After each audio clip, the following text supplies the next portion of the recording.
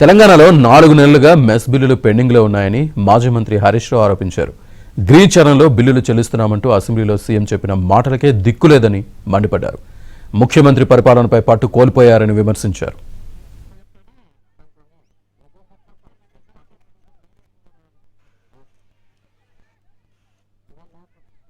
ఇప్పటికీ 4 నెలల మెస్ బిల్లులు పెండింగ్ లో ఉన్నాయి.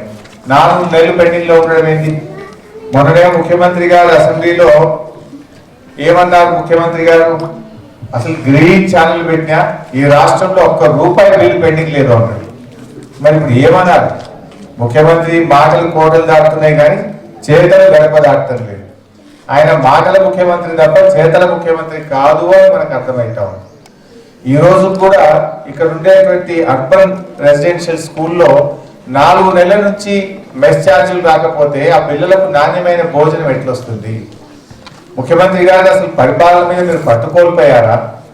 పరిపాలన మీద మీకు ఇంకా పట్టు రాలేదా? ఎందుకు మీరు ఫెయిల్ అవుతున్నారు? అసెంబ్లీలో చెప్పిన దానికి అమలుకు దిక్కు లేకపోతే నీ మాటలు ప్రజలు ఎట్లా నమ్మాలి? ఇప్పటికే బాండ్ పేపర్ మీద రాసిచ్చిన 6 గ్యారెంటీలు ఉత్తయ్య అయిపోయినాయి. బాండ్ పేపర్ మీద ఇచ్చిన 6 గ్యారెంటీలకు అతి లేదు గతి లేదు. అసెంబ్లీలోకి పిల్లలకి ఇచ్చే మెస్ ఛార్జీల విషయంలో కూడా మాట నిలుపుకోనటువంటి పరిస్థితుల్లో ఈ ప్రభుత్వం ఉన్నది. ఇంకా బాధ కలిగేది ఏంటంటే మొన్న మెస్ ఛార్జీలు 7వ తరగతి దాకా ₹1330 పెంచారు. కానీ ఈ పిల్లలకు ఈ రోజు కూడా ₹1050. ఇంకా మెస్ ఛార్జీలు కూడా పెంచలేదు. అంటే ఈ పిల్లలు తెలంగాణ పిల్లలు కాదా? ఈ పిల్లలు తల్లిదండ్రులు లేని పిల్లలు కదా? ఇంకా వీళ్ళకి రూపాయి ఎక్కువ ఇవ్వాలి కదా? 1050 ఇస్తే ఎట్లా?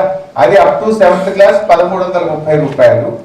8th క్లాస్ పిల్లలకైతే ₹1550 ఇవ్వాల్సినటువంటి అవసరం ఉంది. అంటే అటు 8th పిల్లలకు కానీ అప్ టు 7th పిల్లలకు కూడా మెస్ ఛార్జీలు ఈ అర్బన్ రెసిడెన్షియల్ స్కూళ్ళలో పెరగలేదు.